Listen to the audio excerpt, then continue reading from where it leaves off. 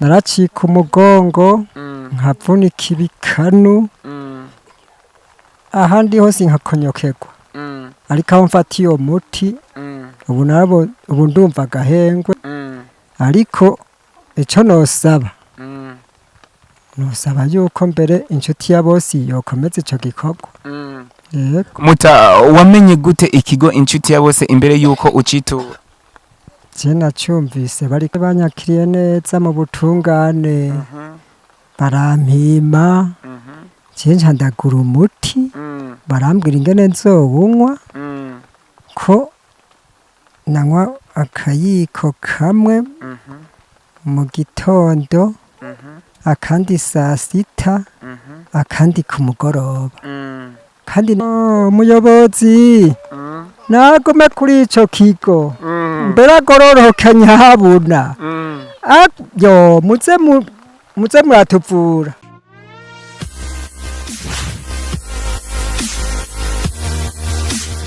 Nkuko mubibona uno munsi turi muri komine Kiganda neza na neza ku gatumba Matyazo, turi kumwe n'umwe mu batama kumbure baba barakorewe ibikora inka n'ikigo inshuti ya bose.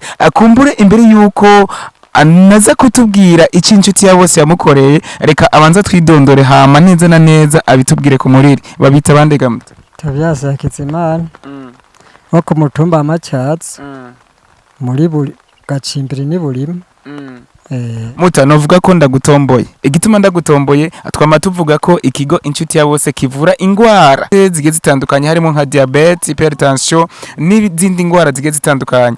Uno munsi twagiriye ibakwe ryo guhura n'umwe mu batama bakijijwe n'ikigo inshuti ya bose. Nshaka rero ubitubwire ku muriri vyagenze gute, mwari mugwaye gute? Nari ngwaye amibe naracika umugongo nkavunika ibikanu ahandi hose nkakonyokegwa ariko aho mfatiye uwo muti ubu ndumva agahengwe ariko icyo nosaba yuko mbere inshuti ya bose yokomeza icyo gikorwa. Muta wamenye gute ikigo inshuti ya bose imbere yuko ucitura? Je nacyumvise bariko baragisigura mu iradiyo cenja ndavuga nti cenzoza gusaba uwo muti. Je nshaka umbwire ikintu wumvise bagisiguye ko gica kigutuma nawe kumbure uja kucitura. Je bagisiguye numva bariko badondagura ingwara kivura sanga muri izo ngwara nanje ndazigwaye niho naca nja kugura uwo muti. Muta umaze gufata uwo muti mu kigo inshuti ya bose vyagenze gute, ubu naho bimeze gute? Jewe naciye numva agahengwe nico gituma n'ubu nshimira inshuti ya bose. Yego nukuri.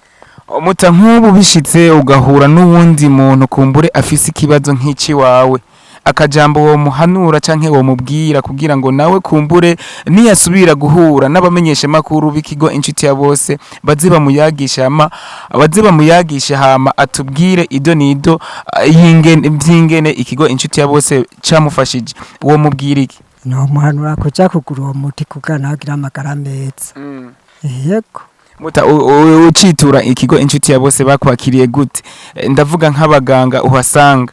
Je banyakiriye neza mu butungane barampima je ndagura umuti barambwira ingene nzowunywa ko nanywa akayiko kamwe mu gitondo akandi saa sita akandi ku mugoroba kandi nanyo ubucupa bubiri gusa canumva agahengwe nico gituma n'ubu ngishimira inshuti ya bose.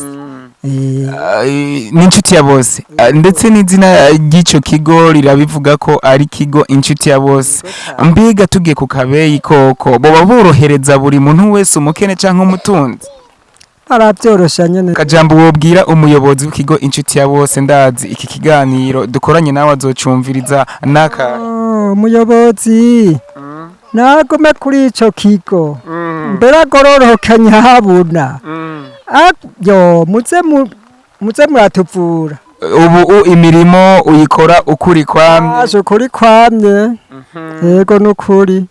Amutarika ndagushimire cyane kumbure mbwira n'abariko bakurikirana ikiganiro ubwo ufise ingwara kumbure ubona ko yagusinzikaje witure ikigo Incuti ya bose gikorera mu ntara zitandukanye z'u Burundi ndetse ko urumva ko umuyobozi yanorohereje abarundi n'abarundi kazi kugira ngo ishobore kubafasha uburibwa babamaranye igihe kitari gito. Reka ndakubwire wibuke gufyonda handitse subscribe cyangwa s'abone kugira ngo uzuraronka amakuru buri munsi twama tubashirira ku rubuga rw'Incuti ya bose na Gahwana.